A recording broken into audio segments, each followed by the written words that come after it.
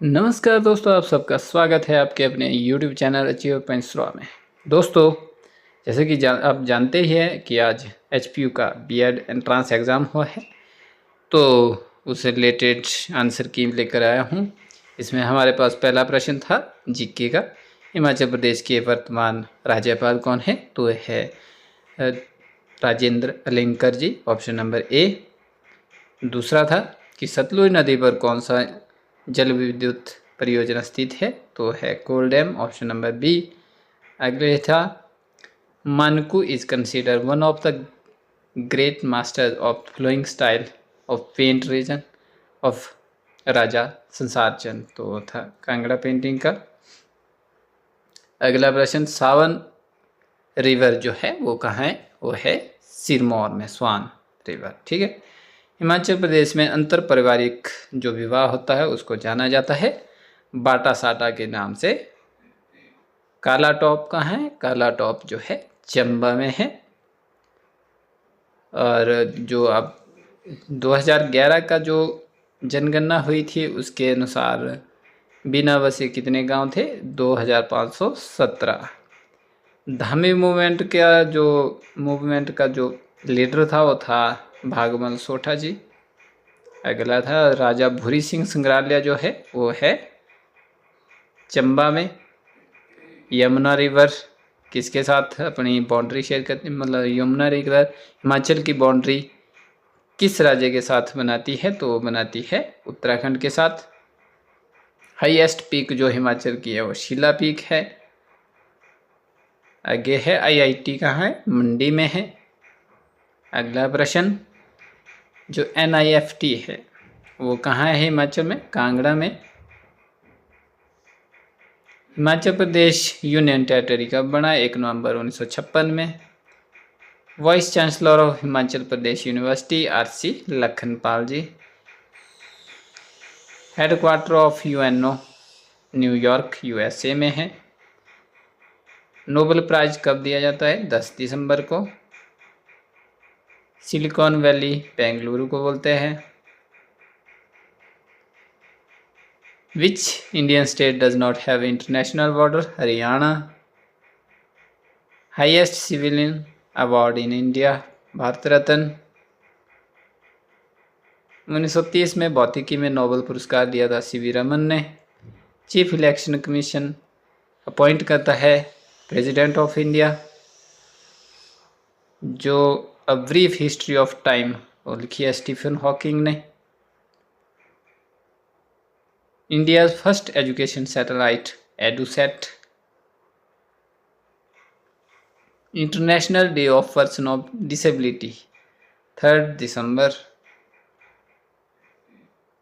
अकादमी पुरस्कार के लिए नामांकित होने वाली भारतीय पहली फिल्म थी मदर इंडिया। भारत का सबसे अधिक जनसंख्या घनत्व वाला राज्य जो है बिहार है। NIRF यूनिवर्सिटी में टॉप रैंकिंग पे है Indian Institute of Science Bangalore वाला। Largest coastal state of India यानी कि भारत का सबसे ज़्यादा जो समुद्र तटीय राज्य है वो गुजरात। भारत की सबसे लंबी नदी जल की मात्रा के अनुसार वो है ब्रह्मपुत्र। यह हिंदी का पोर्शन है, हिंदी का पोर्शन हमने टच नहीं किया है, इसको करेंगे। इसके बाद जो आता है इंग्लिश में 51 का है ऑप्शन नंबर ए। 52 का राइट आंसर है ऑप्शन नंबर बी। 53 का है ऑप्शन नंबर सी। 54 का भी सी। 55 का डी। अगला है सिनोनियम में पूछा था, इसका ऑप्शन नंबर सी स्पोर्ट है। करेक्टली स्पेलिंग बताई है तो है ऑप्शन नंबर बी। तो 58 का है ऑप्शन नंबर ए एन। आगे है you should complete your assignment by tomorrow. ठीक है, option number A. Which of the following sentence is grammatically correct? तो इसका था option number D, she can sing beautifully. Pedagogy आती है science of teaching and learning. आगे है antonym of explicit, option number D. आगे जो दिया है इसका ऑप्शन नंबर 63 का ऑप्शन नंबर बी है। By next year they dash the project, they will complete the project, option number B. Choose the word is opposite in the meaning of abundant, इसका opposite होता scarce, option number A. अगला प्रश्न 66 का option number C right answer है। 67 का तो option number ए है। 68 का 68 which of the following sentence contains a smile, he is as brave as a lion, तो option number C. Choose the correct indirect speech, he said that he could do this work, option number D. Opposite of meticulous इसका है careless, ठीक है। आगे जो reasoning का है, reasoning में 51 था। All roses are flowers, all flowers are plants, all roses are plants, this is an example of कैसा डिडक्टिव रीजनिंग का है। आगे दिया था सीरीज दी थी 6 बार, 2 6 12 20 30 आगे 42। अगला ए बी से लंबा है, सी ए से लंबा है, डी सी से लंबा, तो सबसे छोटा जो है बी है। आगे दिया था कि एक शिक्षक 3 घंटे में 45 उत्तर पुस्तिकाएँ देख सकता है, तो 5 घंटे में वो 75 करेगा। आगे दिया है एक विद्यालय में छात्र शिक्षक अनुपात 25 है और 19 का निकालना था, ये निकाला तो 475 आएगा, ठीक है। अगले प्रश्न दिए है, इस पे प्रश्न बने थे, ये जो पूरा पैराग्राफ बना था इस पे आगे प्रश्न बने हैं। प्रश्न नंबर जो 76 है, किसी भी सप्ताह के लिए दिन समायोजन के बाद प्रत्येक छात्र शारीरिक शिक्षा और संगीत विषयों में कुल कितने घंटे खर्च करता है, तो 2 घंटे। यदि विद्यालय सप्ताह में 5 दिन संचालित होता है और गणित के शिक्षण घंटों में कोई समायोजन नहीं किया गया, तो प्रत्येक छात्र गणित विषय में प्रति सप्ताह कितने घंटे खर्च करता है, 10 घंटे। आगे है what is the total time allocated to arts and social study, तो है 1.5 आवर्स, 1.5 घंटा। आगे है शारीरिक शिक्षा और संगीत के समायोजन के बाद प्रति सप्ताह सभी विषयों के लिए संयुक्त घंटों की कुल संख्या जो है 45.5 है, ठीक है। अगला प्रश्न, यदि विज्ञान में कुल घंटे दोगुने हो जाते हैं तो पूरे सप्ताह में विज्ञान के लिए आवंटित घंटे जो होंगे 16 होंगे। अगला प्रश्न है 40 छात्रों की एक कक्षा में शिक्षक ने नोटिस किया कि छात्र ऑनलाइन सीखना पसंद करते हैं और व्यक्तिगत रूप से सीखना पसंद करते हैं। यदि कक्षा में 10 छात्रों की कोई प्राथमिकता नहीं है तो कितने जो है वो व्यक्तिगत रूप से सीखना पसंद करते हैं, तो वो करते हैं 12। अगला भी रीजनिंग का है कि स्कूल में चार लकड़ी के खंभे हैं ABCD, प्रत्येक खंभा एक अलग ऊंचाई का है। खंभा A B से लंबा है लेकिन D से छोटा है। खंभा C सभी चारों में सबसे छोटा है। ध्रुव D सबसे लंबा नहीं है। तो ये रीजनिंग का था। इसका जो सही आंसर है वो है ऑप्शन नंबर सी कि इसमें से हम उपरोक्त जानकारी पर निर्धारित कोई भी नहीं बता सकता कि कौन सा पोल सबसे लंबा है। आगे था क्वेश्चन मैथ का, तो इसका सही आंसर है ऑप्शन नंबर ए। अगला है इसमें रीजनिंग का पूछा है, काफ़ी लंबा प्रश्न है, तो इसका आएगा ऑप्शन नंबर सी ईस्ट। अगला जो सीक्वेंस बनाई थी तो इस तरह से ये आएगा ऑप्शन नंबर बी। 86 का ऑप्शन नंबर सी यानी कि जी। यहाँ पर 8 छात्र बैठे हैं सर्कल में, इसमें दिया है सी ए के बाएं से तीसरी स्थान पर है, बी सी दाएं के दूसरे स्थान पर है, डी ए और एफ के बीच में है, ई जी के विपरीत बैठा, तो ई के निकटतम दाएं कौन बैठा है, जी, ऑप्शन नंबर सी। आगे एप्पल को ऐसे लिखा था, ऑरेंज को ऑप्शन नंबर सी ऐसे लिखेंगे, ठीक है। आगे भी प्रश्न दिया है रीजनिंग का, तो इसका सही आंसर है ऑप्शन नंबर ए बेस्ट। 89 का पूछा था 15 अगस्त 1947 को क्या था, फ्राइडे, तो आगे था एक सीरीज दी थी, इसमें नेक्स्ट जो टर्म आएगा वो आएगा 38। अब बात करें तो हमारे पास आता है अब पेडागॉजी यानी कि साइकोलॉजी जो है, ठीक है। यहाँ पर पहला प्रश्न दिया है NUEPA मुख्य रूप से संबंधित है एजुकेशनल प्लानिंग से। Name of Yashpal committee report 1993 की, लर्निंग विदाउट बर्डन उसका नाम था, ठीक है। What is full form of PGI, performance grading index, option number C. अगला प्रश्न है स्थापना वर्ष के बारे में निम्नलिखित में से कौन सा कथन सत्य है कि सर्व शिक्षा अभियान 2001 में, राष्ट्रीय माध्यमिक शिक्षा अभियान 2009, राष्ट्रीय उच्चतर शिक्षा अभियान रुस्सा 2013, समग्र शिक्षा 2015। तो इसमें जो सही आंसर है ऑप्शन नंबर डी, 1, 2 और 3 जो है ठीक है। आगे है डाउनवर्ड फिल्ट्रेशन थ्योरी किस शैक्षिक आयोग से संबंधित है, तो यह है ऑप्शन नंबर बी, मैकाले की शिक्षा कार्यवृत्ति 1835। What is full form of NITI Aayog, national institute of transforming India, ठीक है। अगला है national education policy 2020 emphasised which approach to learning, तो इसका है कंस्ट्रक्ट, जो ऑप्शन नंबर ए है, रचनावाद। आगे है राष्ट्रीय शिक्षा नीति 2020 के अनुसार स्कूली शिक्षा की संरचना क्या है, 5 साल, 3 साल, 3 साल और 4 साल, ठीक है। आगे है free and compulsory education is laid down by article 21A of constitution of India. आगे है ECCE stands for early childhood care and education. अगला प्रश्न है UGC was granted a statutory status by Government of India through the Act of Parliament, तो नवंबर 1956 में।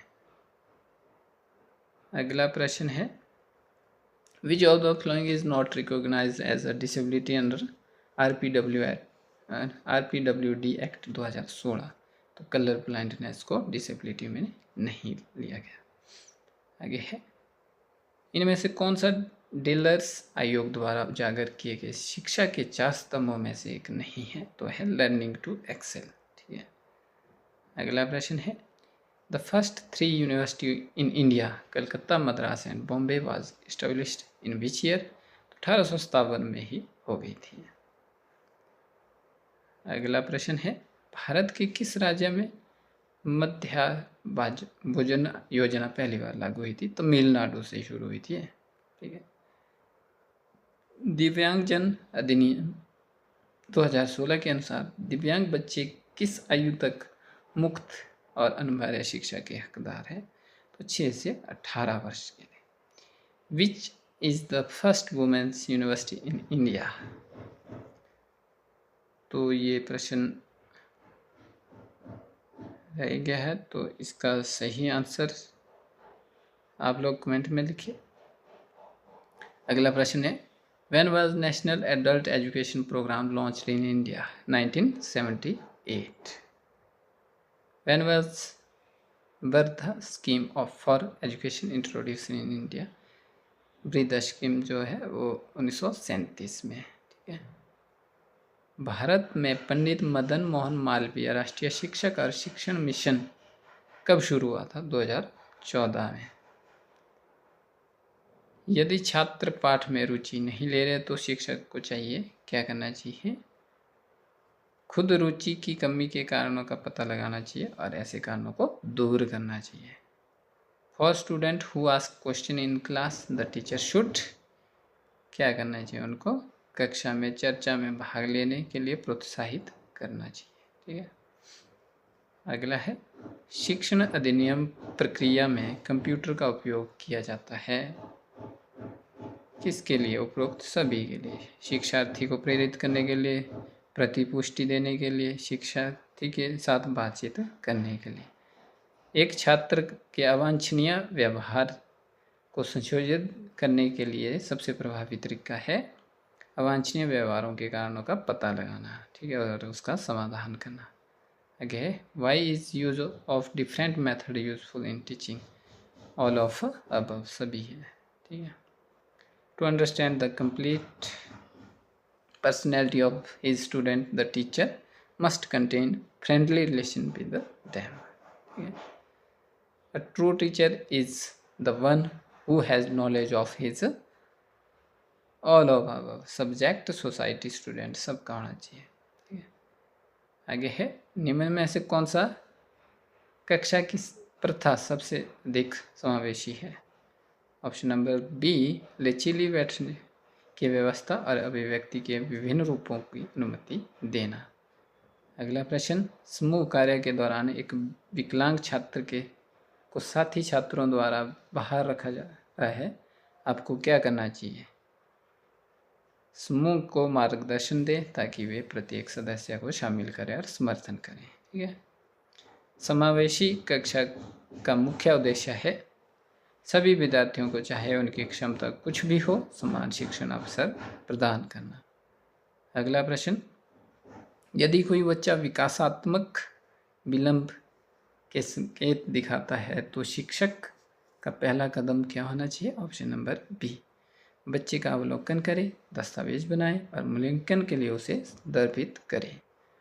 प्रश्न number 122, इसमें पूछा गया आपकी कक्षा में एक छात्र लगातार दूसरों की तुलना में कार्यों को पूरा करने में अधिक समय लगाता है तो उसके लिए क्या करना चाहिए? तो option number B, allow, extend time and appreciate क्या कॉन्सेप्चुअल क्लियरिटी। अगला प्रश्न है, during a group activity you observe that student have different learning style, some of visually other verbal explanation, तो उसके लिए क्या करना चाहिए? Identify the learning style of student and use multiple method of teaching to them. आगे है, a student in your class struggles academically but excel in art and story telling, how you respond as a teacher? Recognise and appreciate the student strength and encourage them alongside academic support। Option number D. अगला प्रश्न है 125, आपको एक निश्चित कक्षा के शिक्षक के रूप में नियुक्त किया गया है। जब आप पहले ही दिन कक्षा को पढ़ाने जाते हैं तो उस कक्षा को ये छात्र आपसे अपना परिचय देने का अनुरोध करते हैं, उनकी प्रतिक्रिया क्या होगी? तो ऑप्शन नंबर बी, आप अपना संक्षिप्त परिचय देंगे और फिर सभी छात्रों का परिचय प्राप्त करेंगे। प्रश्न number 1 to 6, a water cooler has been installed in your school. You should wait for some time, and when the crowd of students thins, you would go to the cooler to take a water। अगला प्रश्न है, एक कक्षा में जहां छात्रों को गंभीर रूप से सोचने और गहरी चर्चा के लिए संलग्न होने की प्रोत्साहित किया जाता है तो वहाँ क्या काम होता है? छात्रों को याद रखने के लिए तथ्यों की एक निश्चित सूची बनाएं। अगला प्रश्न, which activity best support the learning environment? तो option number C, working in small groups to solve a real world problem and share findings.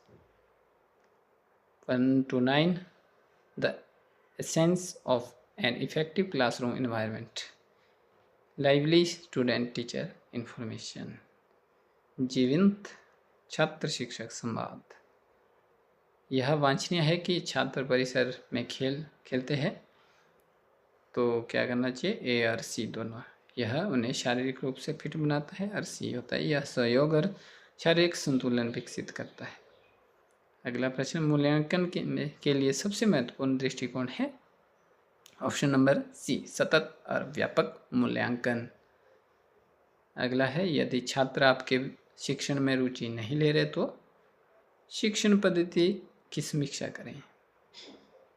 आगे है, if a teacher is not able to answer the question raised by the student in classroom, he should say that he will answer after conclusion. ठीक है, consolation. Option number ए, वह परामर्श के बाद ही उत्तर दें। आगे है, मापनीय अधिनियम प्रतिबल पर जोर देने के लिए नियमन होता है। डी, ऑप्शन नंबर डी, ए और बी दोनों। रटना सिखाना, याद रखना। आगे है निम्नलिखित में से कौन शिक्षण कौशल से संबंधित नहीं है? ब्लैक बोर्ड राइटिंग नहीं है, option number A. Maximum participation of student is possible in teaching through discussion, option number ए। पाठ्यक्रम मानकों के साथ शिक्षण को संरेखित करने में कौन सा अभ्यास सबसे कम प्रभावी है? ऑप्शन नंबर डी, पाठ्यक्रम दिशा निर्देशों पर विचार किए बिना शिक्षण। What is a good way to help students remember what they already know before starting a new lesson? Ask them to write about the topic. अगला प्रश्न है What is brainstorming? तो ब्रेनस्टॉर्मिंग किसी भी दी गई समस्या से संबंधित विचारों की एक विस्तृत श्रृंखला उत्पन्न करना बिना किसी मूल्यांकन के। Which of the following is cooperative learning strategy? A and B दोनों। Think, pair, share, peer tutoring। अगला है What is an inductive approach to learning? तो है ऑप्शन नंबर सी, विशिष्ट उदाहरण प्रस्तुत करना और छात्रों को उनके सामान्य सिद्धांतों पर लगाने का मार्गदर्शन करना। आगे है A child consistently reserve letter like B and D। उसमें स्ट्रगल करता है, बी और डी को उल्टा दिखता है, तो उसमें कौन सी विकलांगता है? डिसलेक्सिया बोलते हैं उसको, option number C.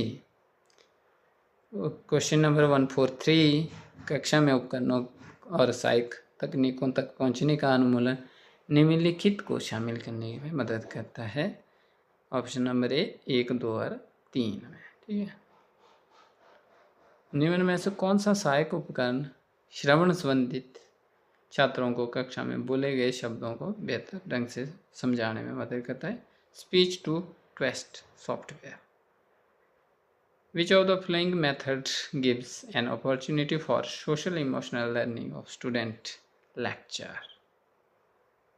How does the role play method in classroom help student learning? It limits student opportunity and interact with each other. Why should teacher use real life example and context in lesson? To maintain silence and discipline. अगला, किसी व्यक्ति में लगातार चिंता, भावात्मक अस्थिरता और मिजाज जैसी विशेषताओं किस रूप में जाना जाता है? तो ऑप्शन नंबर सी, न्यूरोटिज्म। ठीक है।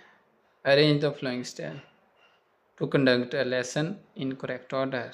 तो ये है पहला, तीसरा, दूसरा, चौथा और पांचवा, ऑप्शन नंबर ए। ठीक है। Introduce the topic, explain the concept, provide example, ask question to check previous knowledge, summarise the lesson. और जो लास्ट प्रश्न है आपके पास, कक्षा के शिक्षण के दौरान शिक्षक को अपने छात्रों को निम्न में से किस दिशा में ले जाना चाहिए? कहाँ ले जाना चाहिए? अज्ञात से ज्ञात की ओर। ठीक है, तो ये थी आंसर की। आप लोगों को कैसी लगी? इसमें आपको कोई डाउट है तो आप कमेंट बॉक्स में लिखिए और मेरा चैनल सब्सक्राइब करना ना भूलें। धन्यवाद।